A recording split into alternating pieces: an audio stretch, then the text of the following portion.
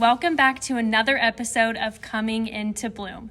Lisa is unfortunately not here with us again this week, but she will be back on next week's episode, so I'm sure you guys are so ready to hear her voice.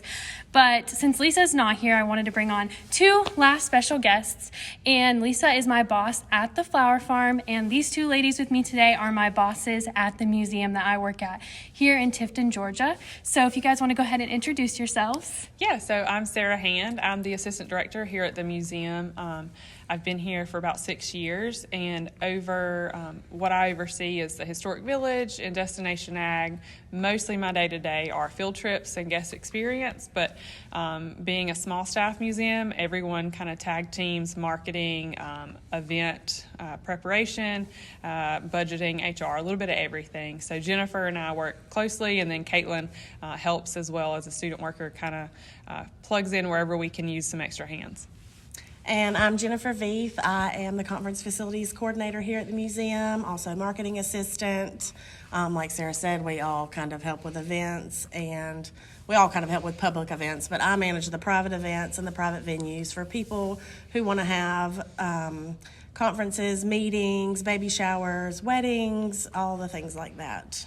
Yeah, so Jennifer is my immediate boss, and then Sara is not really Jennifer's boss, but adjacent. No, we're kind of adjacent. As the assistant director, again, my role kind of supports every area of the museum. So Jennifer and I work a lot together on promoting our special events, and when she needs an extra hand with her events, I jump in, and the same with us when we need extra hands with the field trip. Things like that. She herself and student workers like you jump in and help us if we need help greeting buses as they're getting here, or whatever else we need help with. Well, I'm so excited that you guys are here today. This is like my last time I'm going to be hosting for probably ever. So it's really cool that y'all are here, and I'm really thankful. Yeah, we're glad to be here. So the museum, the GMA, Georgia Museum of Agriculture, used to be called the Agorama. Yes, so it was called the Agorama because at the time the Cyclorama was in, and it still is in Atlanta, and so that was kind of the idea, was kind of a whole, kind of like the diorama, so you get the whole picture of agriculture. So that's kind of where the idea came from, and so from 1976 to 2010, that's what the museum was known as, was the Georgia Agorama. And then in 2010, ABAC, Abraham Baldwin Agricultural College, it's the college that is up one exit from the museum. They took over ownership of the museum, and so basically all of our upper management and the day-to-day operations, we all became ABAC employees during that transfer. So what the museum did, how we did it, the experience didn't change, just kind of the behind-the-scenes personnel kind of changed some on the upper end.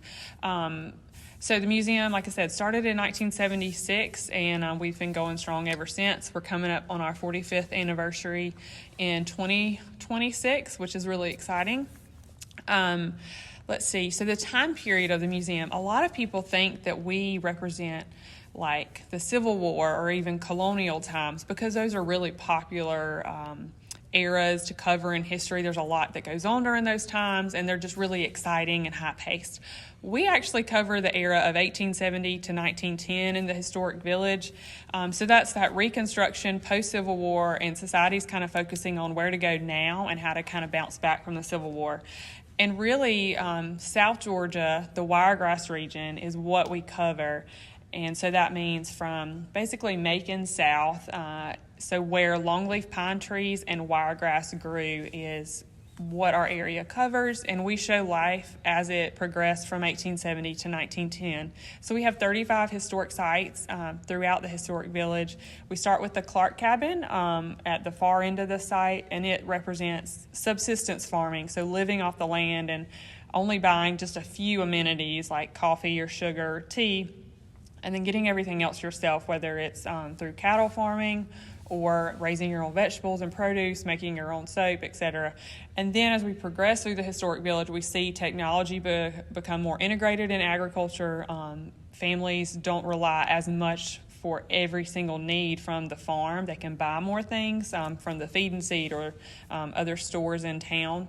And then you end at the Tift House. So the Tift House is the founder of Tifton, Henry Harding Tift, his home that he built here in Tifton and founded our community. And that is that represents 1910, so more of that Victorian era. Things are a little more polished. There's more leisure time in that era as well, so hobbies start to become really ingrained in life because you have more free time. You're not farming every day and working every second to survive and sustain your family. There's more time to enjoy life. And so that's a very big, broad overview of the historic village and kind of what the museum, the purpose when it originally founded was. Over time, we have added a art gallery, which rotates its exhibits every 3 to 4 months, and those usually have an ag connection, but they don't always. A really big part of that is also featuring artists from, Georgia and the southeastern United States and kind of what our area represents and what culture is like in this area today. And then another program that has been added over time is Destination Ag. That started in 2016. It's our elementary ag education program. So really connecting children and families of today to where their food and fiber and shelter come from today. We are blessed that agriculture has got so much technology in it. It doesn't take nearly as many people to produce our food, fiber, and shelter. But on the other side is we don't necessarily see what it takes to grow those things now and to get us our food at the grocery store, to get us our clothes. We're just a lot more removed from it today. We can focus on other occupations. But with that, we're more removed, and so people don't understand. And so Destination Ag is a field trip program for pre-K through 5th grade students, and we also do outreach, and we're looking to expand into some older grades too, just to continue explaining how agriculture impacts us every day. So we're looking for more ways to help people understand where agriculture affects them every day. That's what I got started with at the museum. I got hired here originally to work with Destination Ag, and I taught as a student teacher for a year. Learned that I don't love teaching, but I guess I was good at it, but it just was not. It gave me a lot of anxiety. It was not my cup of tea. So then I transitioned into working for Jennifer, where she does, like she talked about, the events and a little bit of marketing. And now Tristan works here with us as well. So y'all met Tristan a few weeks ago on the podcast. I hope you guys enjoy him because he is lovely. Yes, we enjoy Tristan. Well, both of you bring so much to the museum, and you're both enthusiastic. And that's one thing the museum, being part of ABAC, is like giving real world opportunities to ABAC college students to see, if like we have a lot of people that start off as ag education majors and then they come and teach with Destination Ag and they realize maybe the classroom isn't for me, communication is more my speed. Or the opposite happens too, where they've never taught before, then they go to Destination Ag, and then like Kaylee, now she's getting a minor in ag education because she didn't know how much she would love it. Yeah, it's and so that's really what the museum's kind of one of our secondary purposes, even primary, depending on the day, what's going on. But, our purpose now is there's multiple. It's not just preserving the past and, caring just for the artifacts, but it's educating our guests. It's giving students at ABAC an opportunity to experience different professions and ways they can use their degrees in ways they maybe hadn't thought of before. So if you've never been to the museum, what is this, exit 63B. 63B on I-75. Yeah, we're right off I-75. If you come by, you'll see us. You can't miss us. We're generally open Tuesday through Saturday to the public. And if you're ever coming by and want to confirm those, just check our website, gma.abac.edu. And 2 or 3 weeks ago, we had Randy Hickman on our podcast, so an episode of Hickman Honey, if our listeners remember, and she talked a little bit about the Wiregrass Farmers Market, because that's what she's in charge of. So you guys know Randy pretty well, yep, we do. And you guys enjoy the farmers market, so that's at the museum. Yes. Yeah, that's a really cool little tie back to Randy that we met a few weeks ago. The museum is pretty small with staff. It says that we have about 10 admin staff, 13 historic interpreters. So those are the people in the village who they don't act like they're from that time period, right? It's not Yeah. like Civil War reenactment. So but- what it's so in the interpretation world, which is what historic interpretation is, there's first person where you act like you are the person. So like someone would be Thomas Jefferson and talk about as if they were him. That's not what we do. We do third person interpretation. So we talk about how life was during that time period. We dress in historic costume. We demonstrate some of the machines and equipment that was used. We just show how life was, but we don't pretend that we're someone from history. Yeah, so they're really cool people. If you ever get to like come out to the museum, they are so knowledgeable about whatever building or whatever they're in charge of. They are very smart, and I really like talking to them. And then also there's 30-ish students per semester like me who work here at the museum. There's 3 in Jennifer's Yes, I have department. 3. I have 3. So what do they do in your area, Jen? So in my area, the student workers, well, there's lots of things, really. Yeah, so many things. Yeah, but the main job is working events, after-hours events, weekends and evenings when I cannot be here, or I can be here for a little bit, but not the whole time. And then I get very responsible and wonderful student workers like Caitlynne and Tristan that I can trust to leave here with an event, give excellent customer service, make sure that the guests get what they need.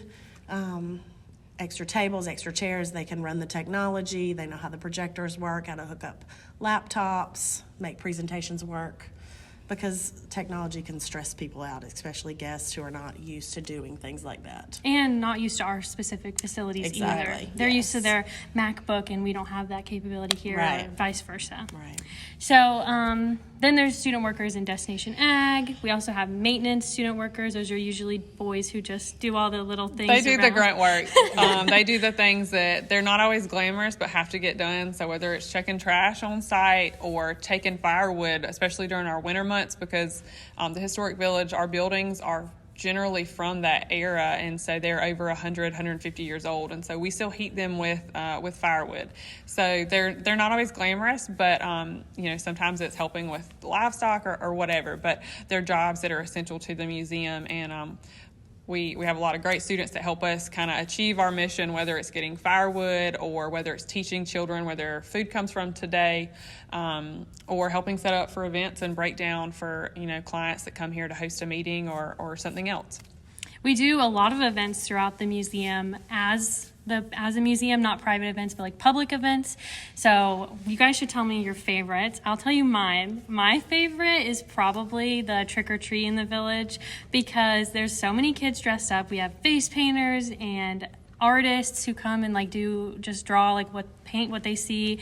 And it's so lively. There's so many kids and so many things to do that day. So it's once a year. It's usually the last Saturday in October. And it's a lot of free candy that day too, which is really cool. Yeah, everybody loves that one. It is fun. I really like cane grinding and syrup cooking because it's still a busier Saturday for us. It's usually the third Saturday in November. So one, it's cooler. It's not so hot that we have year round, but also my dad grows sugar cane, and we usually use his sugar cane to cook. And so it's really cool family connection for me, and to kind of see him enjoy that in his retirement. He's really gotten into that and learned the history about it. But the day we have, other demonstrators that don't necessarily work here, but they're volunteers or they work at another historic site. And so they come and lend their talents to us to show other things that we maybe cannot show every day. We don't necessarily have that skill set on site, but it's kind of a more laid back day, and I feel like we all get to enjoy what's going on a little bit more. There's not quite as many irons in the fire that day. That's so true. Yeah. My favorite is probably folk life, and I think it might be my favorite because, for one, I think it might be our busiest. So we usually have maybe 1,000 people, 1,000 guests on site, and you get to kind of see how things were done back in the day, back in the time period that we represent. There'll be mule plowing, and we have quilt square sewing. There's yarn doll making, all kinds of fun things that we don't always get to show off on a regular Saturday. It's just a really fun event, and it's our first event of the year. So it's a nice little, startup for our year to make sure that everything Absolutely goes really well. two of our other events, North Pole Express is our holiday Christmas train. We sell about 1,500 tickets a year over 6 nights. So that's our other probably biggest event that brings a lot of people to the museum, even though it's not necessarily tied to history or directly agriculture. It does bring a lot of people to the museum that maybe wouldn't have interacted with us, and then get to learn about the other things that we do day to day. And then the other thing we have coming up right now after Folk Life is Camp Wiregrass. So we do 4 weeks of camp sessions for ages 4 to 9. And again, you can check our website for details on that. But really, it's a kind of a more informal way to connect kids with history of our region, and then again, agriculture and natural resources. Camp Wiregrass is really fun. I got to be a, what have I Camp been? counselor. Camp Yeah, counselor. you've done all kinds of things at the museum. Right, I just hop all over. And it's the kids really, really enjoy it. A lot of time we have the same kids every summer, but the new kids that come always have the best time ever. So has that been announced yet? Yeah, we'll have all of that up probably today on Facebook. Awesome. It is on our website, but I'll have the events on Facebook, and I know it's a little easier to get to sometimes when you're scrolling. Yeah, so you guys should sign your kids up for Camp Wiregrass because it's a really cool experience. So you can volunteer at the museum if what usually children or retired people are usually we falling really generally ages 18 and older. We do also have a youth volunteer program for summers, and that's a way to get kids about 14 to 17, kind of middle school to high school, if they're interested in learning more about the museum. And so we do a program for them, but then our regular volunteers are usually 18 and older. And volunteering generally is dressing in historic costume and interpreting one of our historic sites. So it might be the Tift House, and talking about the timber process and how Mr. Tift kind of came to Tifton and what that looked like. Or it could be working at the print shop and demonstrating printing presses and talking about the role that they had in historical life. So it really depends on what your interest is and what site speaks to you, where we put you. But we can always use more volunteers. And again, you can find out information on that on our website as well. You can click the contact information, and it comes to me, and I can tell you a whole lot more about volunteering probably than you want to know. Okay, so we're going to move on into more of a personal question and answer segment of the GMA that I'm going to ask you guys to give me your answers to. So what is the best success story or stories that you have of a student worker from the museum? Do you have any off the top of your head? I have a couple, but I can't really think of anything right offhand, but first of all, I'm super excited for Caitlynne. Caitlinne's been applying to grad school, and I know we have a few that have gone on to grad school, but you're really the first one that I can think of that has done that and that we know has been accepted, and we're really excited about that, and that we've seen you grow the last few years, and you've done, like you said, a lot of different things for the museum. So that's really exciting to see. So we consider you a very successful, even though you're still in your journey, but going to grad school, being accepted, that's a big accomplishment that not everyone can say they've done. So others that we've had, we have students that work in ag lending that went home to their family farms. We have a couple that have been to D.C. and work advocating for agriculture.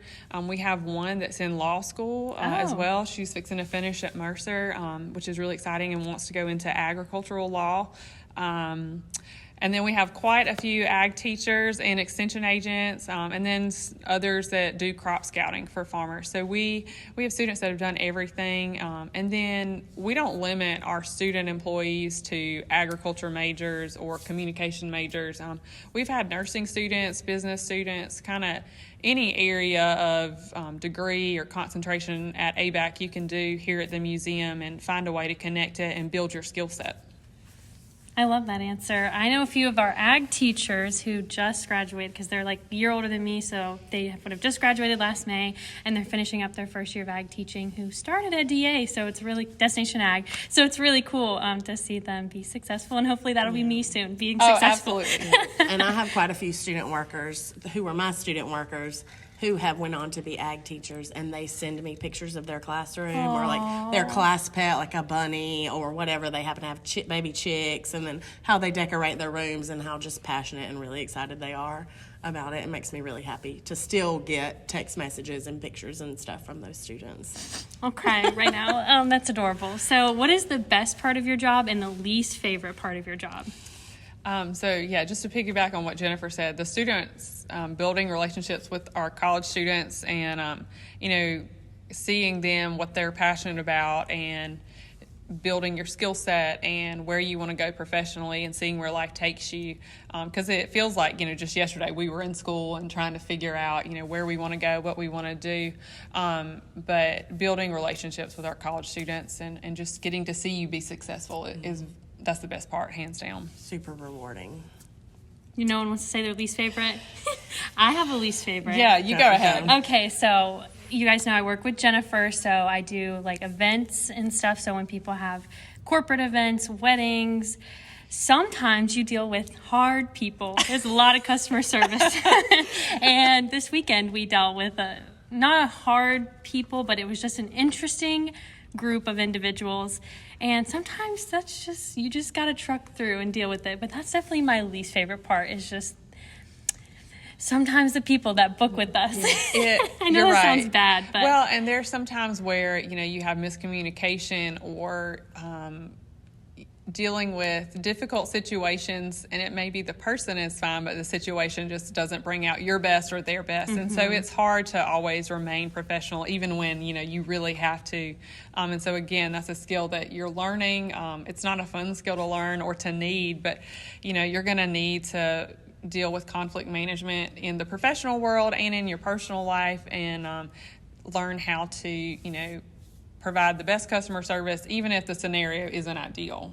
So again, it's not a fun part of life, but it is a necessary part. So I agree. And we've had, not to say that all of our people that book with us are bad, because I would say 99.9% of the people that book with us are very good, genuine people. Even if they're not, they still don't make your life hard. But sometimes there's people that make your life a bit difficult. It's just like any customer service job. There's always one or two that just challenge everything, and you'll never make them happy. Challenging. That's yes. Challenging. Yes. In every job, there are challenging people, whether it's the people that you're serving, your clients, or a peer somewhere else.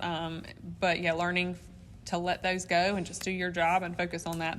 It is again not a fun thing to learn, but it is important to your professional career. One of those soft skills you have to learn in life, but you don't necessarily learn in a college class. Absolutely, it's something you kind of have to practice to get better at. Although again, nobody wants to practice that or be in those uncomfortable situations, but it's important to know how to work with people even in the best and the worst situations. Yeah, we have some people who are want to book immediately for the same event the next year or the next month, and we're so excited because they're great people.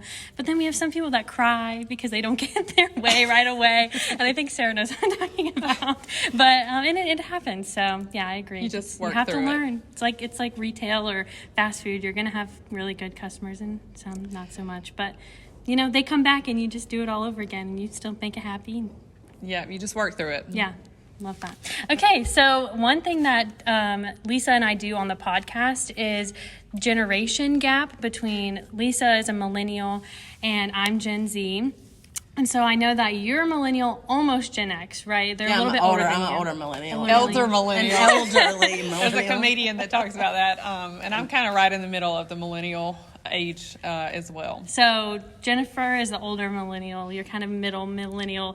And I'm middle Gen Z. So I think Tristan might kind of be the older, maybe even a little bit older than him. But I think it goes all the way down to maybe high school freshmen right now or younger. Is where the end of that generation. Yeah. So we're going to talk a little bit about that in the workplace here at the museum, the difference between millennials and Gen Z in the workplace. So I asked them both to tell me what that means to them, the differences between Gen Z and millennials in the workplace. And I think it was, did you say independent work or Jennifer? Jennifer. Okay, go expand on that. So I feel like a lot of times I, as an elder millennial, I really value teamwork and bouncing ideas off of my coworkers and teammates. I did that when I was in college.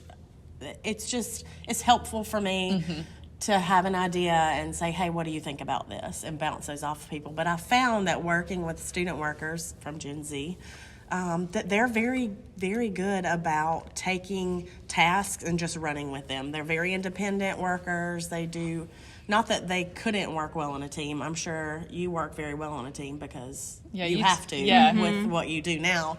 But I feel like I can give you a task and you can take it and go take care of it and then come back and get some feedback and then go back and work independently again. Yeah, and I see that in class settings too. Like, I don't enjoy group work, even in college, because students are not going to care as much as me, or in other ways, I'm not going to care as much as they do on some projects. So I just prefer to get things done by myself. And then I know that it's done the way I wanted it to be done. It's hard for me to work in a team and trudge along with people, especially like I had a class last semester that was a group project the whole entire semester. That was tough dealing with. But I guess, office situations, y'all deal with that every day. But I think it's different from a school setting to an office setting because in the office, it's your professional career and you're expected, it's going to reflect on your work performance. And so there's kind of more at stake. I know a grade is important for a class, but again, it's your professional reputation, which generally means more to most people. But yeah, in a class, if you slack off, or it may not be an important class. It might be an elective for one person, but really important to your degree, So, yeah, I think there's absolutely a difference between teamwork in school and teamwork in the workplace. That's fair.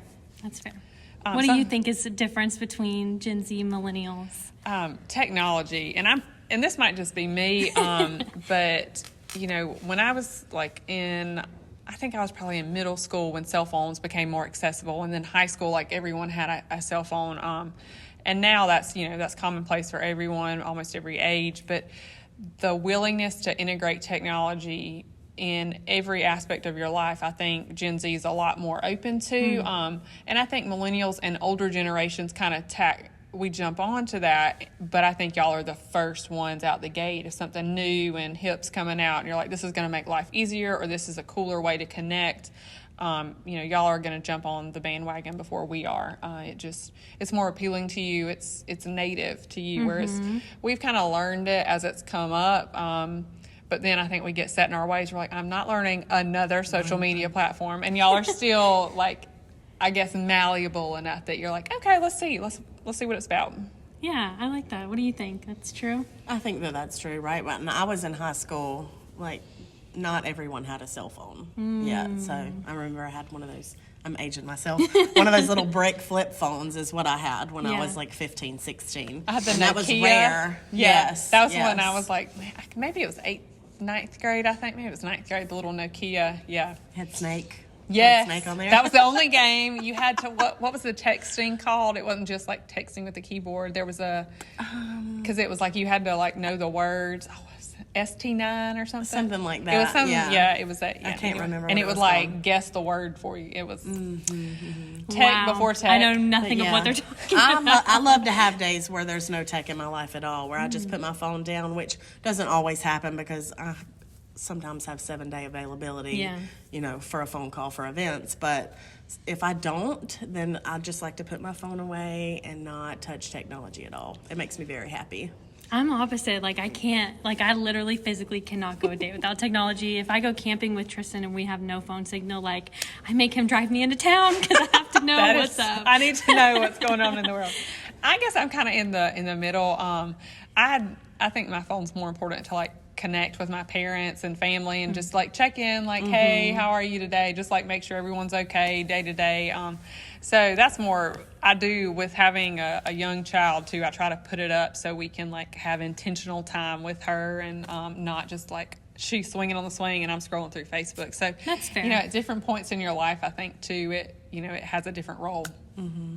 I think that my job at the flower farm just requires me to be on my phone so much with posting and responding to comments and DMs that I'm not blaming this on Lisa or the farm at all, but I think I have gotten a more dependency on it on my phone for the past like year, because like that is my lifeline. And now that I like write blogs for another like lady and write captions for another business, like my phone is my job, so it's kind of hard to step away from that. Yeah, well, that makes sense. And same with us, because we both have access to the museum's Facebook page. And, people comment and message us all hours and times of the day. Not that we're going to reply at 2 in the morning, but, if someone puts a comment and has a question about a special event we're hosting, like we want to be timely and respectful and, let them know that their interest in the museum is important to us and we value them. So, again, when you're in charge of a business social media, you do have to check it consistently and and when you have events and you need to be reachable, it makes a difference. Yeah, being reachable, that's it. Yeah. Maybe I'm more inclined to do that than you guys are, but I do love to not be reachable. That is one of my favorite. That's my happy place. No one knows where I am. I'm alive. That's all you need to know. Yeah, right? So the last little segment that we're going to do today is something that Lisa and I also do every week, and it's a Name 5 game where we name 5 things that are on these cards. It's a game that she has, like a card game. And so sometimes it's like it's just basic categories, like name 5 postal service companies, and you just pop them off. So we kind of planned ahead for this, and what we're going to do is we're going to name 5 GMA or ABAC agriculture-related events. So the museum, the GMA, or ABAC, the college that I'm wearing a t-shirt for today. Yeah, I kind of did that on purpose. That was great. Yeah. We're going to name 5 little events about that. So if you want to start off, Sarah, you can. Yeah. So in 1908, the 2nd District Agricultural and Mechanical School, now known as ABAC, welcomed its first students. So that was the first day of classes. And that ABAC was actually, the land was given by the founder of Tifton, Henry Harding Tift, and so that helped us secure the school to be located here in Tifton as opposed to some other locations that were considered. So that's almost 100 years, wait, that is over 100 years ago, almost 120 years ago. Wow. Yeah, so ABAC just had its birthday February 20th last week, so yeah. Awesome. She's aging gracefully, though. And growing like crazy. Yeah. Okay, so the next one I'm going to go ahead and do. In 1946, peanut harvesting combine that was developed by James Shepard resulted in peanuts becoming the #1 cash crop in South Georgia. And this machine also led to the creation of the GMA. I don't know what that means, but... Yeah, so later on in Mr. Shepard's life, he wanted a place to house the peanut machine that he created to be displayed. And so from that, the idea grew into a museum for agriculture to, maintain the history of Georgia's agriculture. And so that's where the idea started. And so that machine is on display in our Sphinx exhibit hall here in the main museum building. Awesome. Yeah, I know so much about the museum, but the history, I really don't know. It's not bad. There's a lot to it, and you kind of pick up on things after a few years, and if you've had to learn it or use it for your particular role, it makes a difference. Most of the time, people don't necessarily ask you about the history. They're asking you like, "Hey, can you get the Wi-Fi to work, or can you connect my laptop?" So it's when it's something you have to learn, I think you spend more time on it. So True. Yeah. You want to read the next one? Yep. 1964, the first dealer days held at ABAC, later becoming the Sunbelt Ag Expo. If you guys have never been to the Sunbelt Ag Expo, it's awesome, and you need to go. It's in October every year. About mid-October in Moultrie, Georgia at the... Next to the prison. Thank you for that. That's a great shout out. Spence Field is where it's held. And it's been going on since 1964. It started with ABAC students here, and dealer is talking about equipment dealer, so farm machinery. And so the event still goes on today, and it's a kind of basically an agriculture reunion for all of us across the Southeast, all across the nation, honestly. Still tons of farm equipment dealers. Yeah. But also colleges. Colleges, and a lot of like FFA and 4-H students come and visit, and they have different contests for them, again, to hone their skills, whether it's ag skills or, soft skills like speaking and other things. Don't they have a cow milking competition? So the ag commissioners from southeastern states do have a contest to who can milk the fastest, and I think our former ag commissioner Gary Black, I want to say he's won at least once. So Wow, I didn't even know that. That's kind of funny. You want to read the next one? Oh, yes. So in 1976, the Georgia Agorama opened to the public. So again, that was our original name. And then today we're known as ABAC's Georgia Museum of Agriculture. I wish that we had a short name like Agorama. There's a lot of memes on Facebook all the time that I see of people arguing whether they call it the Agorama or the GMA, but GMA is a lot. It's a mouthful. It's a long name. And if you are regional, I'd say, again, like within an hour to 2 hour drive of Tifton, and you grew up around here, Agorama is what you know it as. Again, our name has only been GMA for, 2010 to now, so 13 years. So that's, in the span of like people that have been alive for 50 years, 40 years, I'm not changing. It's always going to be the Agorama. And so, that's fine. As long as you still come, we don't care what you call it. There you go. Come and True. visit. We still do the same thing. We want you to have a good time. And I'll let you read the last one, Jennifer. Okay. In 2010, ABAC assumes the GMA is an auxiliary unit, leading to increased experiential learning opportunities for ABAC students. Fancy word. Through the museum, more than 500 ABAC students have worked or volunteered at the museum since then. That's awesome. I didn't know that big of a number. That 500. is a very large number, yes. Yeah, between Jennifer, your area, Destination Ag, the Historic Village, Maintenance. Maintenance. and then the curatorial. We have interns in there about every semester as well. So we've had a lot of students come through with different backgrounds, different interests, and they've all kind of contributed in different ways to the museum. So there's 500 success stories then. Absolutely.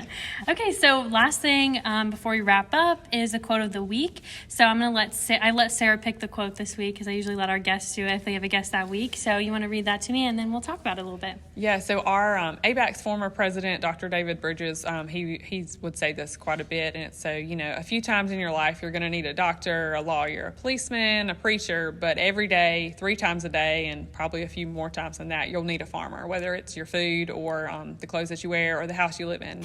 You need your farmers. Yeah, I absolutely agree. That's such a good quote. So for me, when we worked at DA, like when I was working with DA, like we kind of talked about that you need, what is it, the food that you eat, the clothes you wear, and the house you live in. Yep.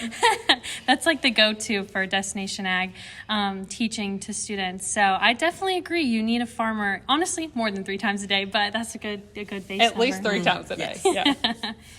Do you have anything to say about that? I like to eat. You like to eat? Yeah, I know. It's like, it's about lunchtime now. Yeah, right. Okay, I'll let them get going to lunch. And thank you guys so much for joining me this week. Absolutely. So happy Monday, everybody. Thank you guys so much for listening in. Do you guys have anything else that you want to say before we wrap up and close? Yeah, follow us on Facebook. Check us out. We've talked about, we have a lot of events coming up, and then we're open during the week and on Saturdays. We have some great playgrounds. So if you have kids or grandkids, or if you just want to be out and enjoy the nice weather while we have temperatures that are not scorching, come and visit. Yes, it's supposed to get cooler next week. So it was like 80 last week, and now it's going to be cooler next week. Love that for us. So yeah, come visit. Anyway, we'll see you guys next week. I will. And hopefully that Lisa will be back next week too. That's what we're planning on. But anyway, thank you guys and have a good week.